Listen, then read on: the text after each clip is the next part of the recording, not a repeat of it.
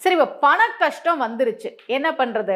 நமக்கெல்லாம் கையில மருதாணி வைக்கணும்னு சொன்னாங்களே, ஏன் தெரியுமா? மருதாணின்றது சுக்கிரன், சுக்கிரனுடைய காரகத்துவம் மருதாணி. அதனால கையில மருதாணி வைங்க.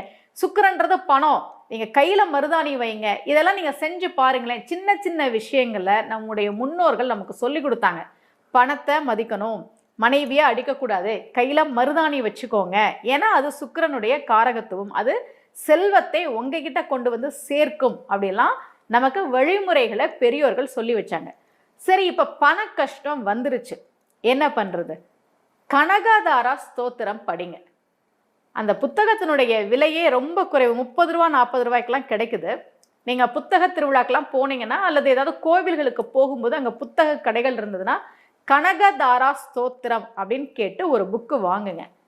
அது சமஸ்கிருதத்தில் இருக்கும், தமிழ்ல இருக்கும். ஆனால் சமஸ்கிருதத்தில் இருக்கிற ஸ்லோகத்தை தமிழில் எழுதியிருப்பாங்க.